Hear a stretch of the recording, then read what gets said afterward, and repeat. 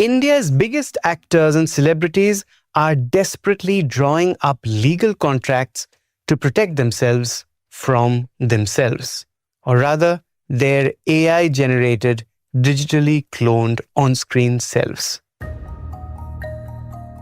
So, these actors are adding a clause to their legal contracts that bars producers from using their cloned voices, body scans, or any other kind of likeness beyond the work for which they have been hired, which can be a film, a promotional video, or an ad campaign. What are they seeking to protect themselves from? Well, a host of dangerous possibilities. Morphed sequences or scenes within the film using their AI-generated images. The usage of their AI-cloned voices in dubbed versions of the films. And most critically, the usage of their AI-generated selves, body and voice et al., for entire future films, sequels, or even fresh projects. In each case, the actors lose a ton of work, and their current or ongoing work is really vulnerable to absolute and rampant misuse. So suppose an actor has refused to do an intimate scene in a film or abuse on screen. What if he sees himself doing exactly that on screen when the film releases? It's a really bleak scenario. What's happening most specifically is that now with these new AI tools, you are able to recreate these artists, their voice, their likeness, and put it to commercial use. There can't be an unauthorized use of the likeness or the voice of an artist. Honestly, they should be paid their market price, right, for it. How would an original creator be compensated? We have kind of hit a deadlock with the production because even they have no clarity. So then it just raises a question that, is that allowed? Is that right? Is it not? Where are their rights? In this episode, I talked to a lawyer, a producer and media veteran, and a creative consultant to understand that as wrong and unauthorized usage of AI tools disrupts the creative space in the scariest ways possible, what recourse do artists have? It's Thursday, the 20th of March. I'm your host, Anirban Chowdhury. This is The Morning Brief.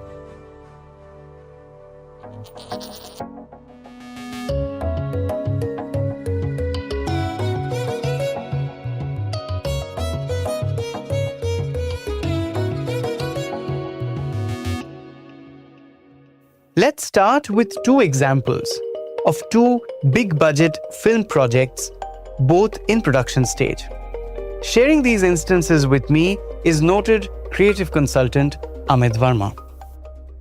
Yeah, as we speak right now, we are dealing with one of the production where the film language is not the language which is spoken by the actor. It's a different language.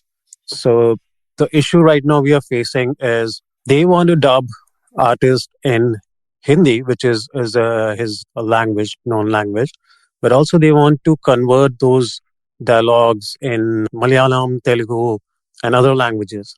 Now, this is where we're still struggling because we are not very sure how they're going to use it, or how the AI is going to function, and what will be the output. So we're still in a conversation, and we have kind of hit a deadlock with the production where they are not agreeing to a lot of terms in terms of usage because even they have no clarity. I have no idea how this will unfold, but the legal team is still working on it, and we're trying to find a middle path where both agree on the terms so that they can get what they are looking for, and we make sure that the rights of the actors and his voice and everything else regarding his personality is being secured. Here's another example. It's a very grand film we are talking about, and they did a 360-degree body scan of an actor. It's a VFX heavy film, and we haven't done this before, so it was new for us. So one of the actor went for a 360-degree scanning, and we got to know that as per agreement, there's a certain number of days he's going to shoot. But then later on, we realized that they're going to use much of computer-generated image, even he's not there on the set. So it's a loss for work for an actor. So his days of work would come down, basically, you're saying? Yeah, it will eventually. Probably. And so would his payment? Yeah, exactly. Oh, okay. So now also the other concern is now they have the whole footage, which they can recreate, and it's a VFX heavy, then they can recreate whatever they want to. And maybe in the second part or third part, they would not need the actor's services anymore. Like I said, in both cases, the actor is vulnerable to losing work and to his work being sullied. There's an industry buzz that the upcoming film Ramayan, starring Ranbir Kapoor and Sai Pallavi, has been grappling with similar AI-related issues. Amit, however, said that the examples he had cited did not include Ramayan. Now, some production companies are fully aware of these concerns around synthetic media, and they are willing to work with actors to deal with them. I spoke to Sameer Nair, Managing Director of the Aditya Birla Group-backed production house Applause Entertainment, the producer of series like Scam 1992, The Harshad Mehta Story, and the more recent Netflix show on the Tihar jail, Black Warrant. Here's Sameer. What's happening most specifically for which artists, and especially the bigger artists, are concerned, is that now with these new AI tools, you are able to recreate, these artists, their voice, their likeness, all of those things, and sort of put it to commercial use. I mean, recently I saw something that Mr. Bachchan posted about some AI technology that he is working with legitimately, which recreates a version of himself. And then he and that version of himself are talking to each other. So the question is that now if you create that holographic form and proceed to make a movie with Mr. Bachchan or with Shah Rukh or Salman or whoever, then honestly, they should be paid their market price, right, for it, even though they have not actively participated in it. But then that's where technology has reached, that you can actually make a full-length feature film with Salman Khan and without Salman Khan having to, sweat even a drop. So the question is, then it's all Salman's property, right? It's all his IP. I'm on the side of the artist. I'm on the side of content IP always. Sameer takes a rather simple view of this. He told me that the current contracts they sign are sufficient to cover any contingencies, including AI misuse. So when you look at contracts are anyway pretty sort of wide in their scope, because the anticipation always was that, technology will come, new ways of distribution will happen. So IP is IP. IP is owned by us or by the artist or by anyone. And now the contract must be wide enough to sort of capture it. So I think all that's happening now is that each of the new contracts are getting more and more refined. I mean, we anyway had contracts which said that, owned by us for all media known or yet to be discovered. With regard to content creation, with regard to IP ownership, with regard to personality rights, you're talking about a career. You're talking about effort and time and energy and intellect going into creating these things. Therefore, you will obviously look to safeguard your creation. You'll obviously look to safeguard your brand. And it is to safeguard their creation, brand, and their personality that actors are incorporating these legal clauses in their contracts. In November 2022, the Delhi High Court passed an order to protect the personality rights of Amitabh Bachchan.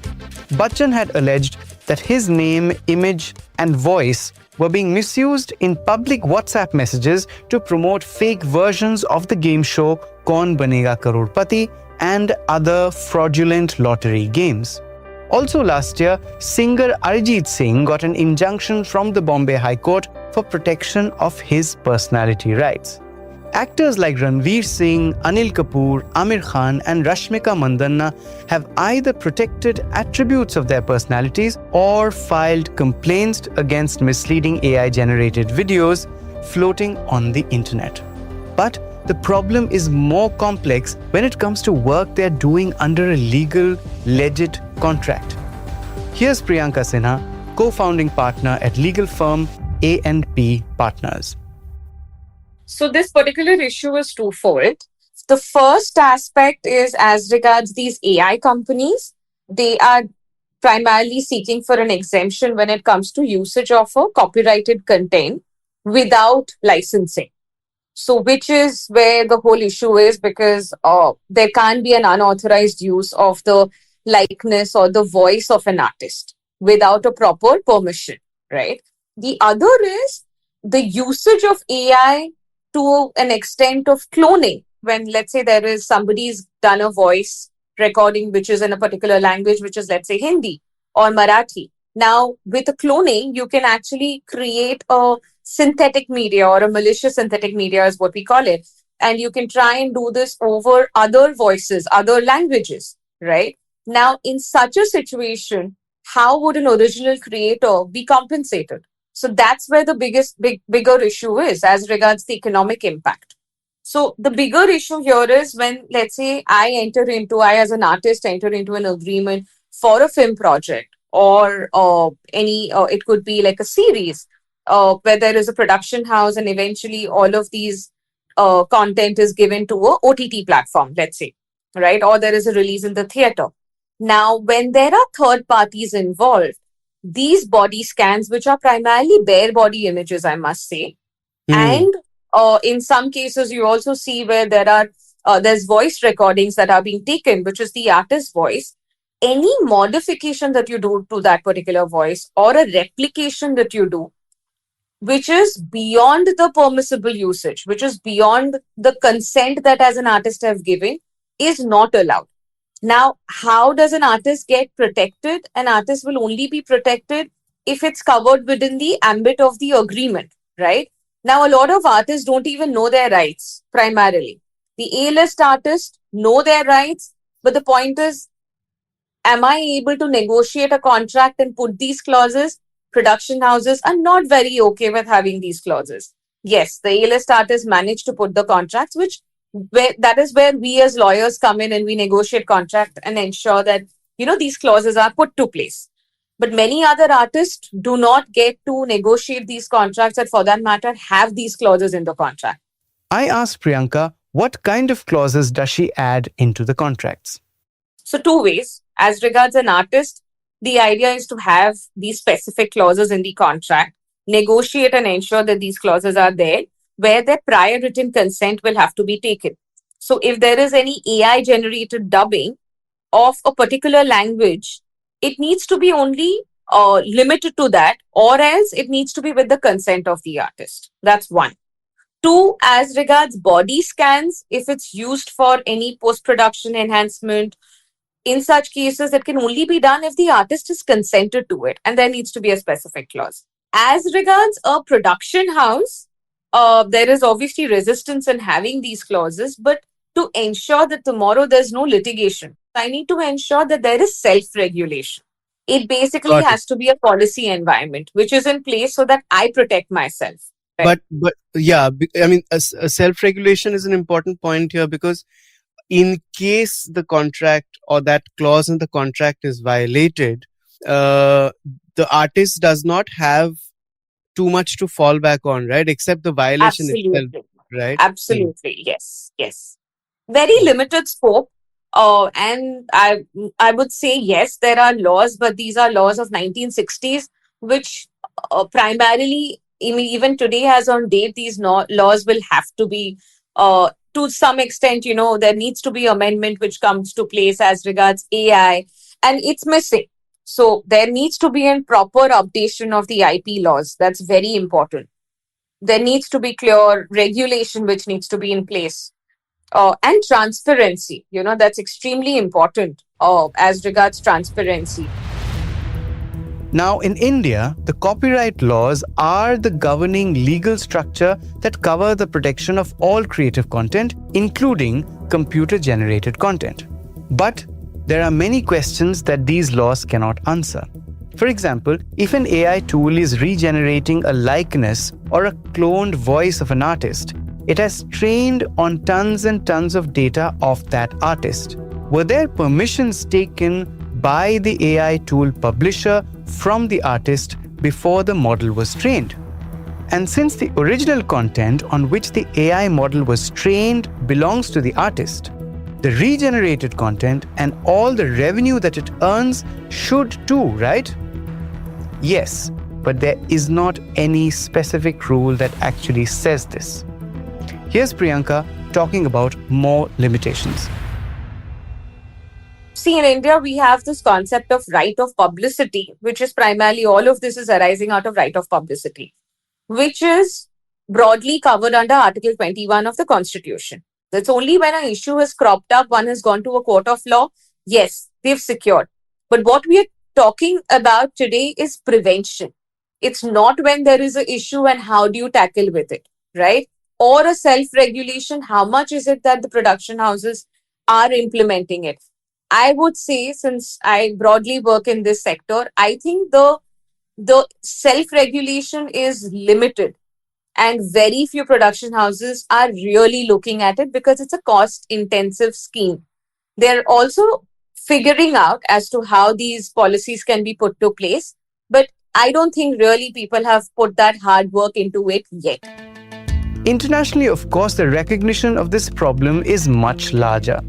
Last year, Scarlett Johansson said she was quote-unquote shocked, angered and in disbelief when a ChatGPT chatbot was launched that sounded eerily similar to her. Earlier this week, more than 400 artists, including Ben Stiller, Paul McCartney and Aubrey Plaza, collectively demanded that the Donald Trump administration must control the negative impact and reach of AI tools. They demanded specifically that the US government should block OpenAI and Google for exploiting copyrighted work for training their models. There's been progress, of course. Last August, the European Union came up with the EU AI Act, a comprehensive regulation on AI, classifying systems by risk and imposing requirements based on those risks. In fact, some AI practices were banned outright. Here's Priyanka again. For international, there are several. Like if you look at US, European Union, China, and Japan primarily, these four places where we are seeing a heavy amount of work which is being done as regards the AI Act. So like European Unions, they've taken proactive steps as regards, the AI Act, which is the Digital Service Act, or even in that sense, they've also kept good amount of money, which is to deal with certain issues, issues arising out of generative AI or deep fakes, or even for that matter, the acts are ensuring that there is a disclosure of an AI generated content to combat any sort of a misinformation or a fraud. China has been doing it at their end as regards any sort of misinformation, fraud, or an IP violation. Even US, for that matter, they are coming up with an AI Fraud Act. I don't think so there's a legislation yet. It's a proposed legislation which they are suggesting. So everyone's working towards it.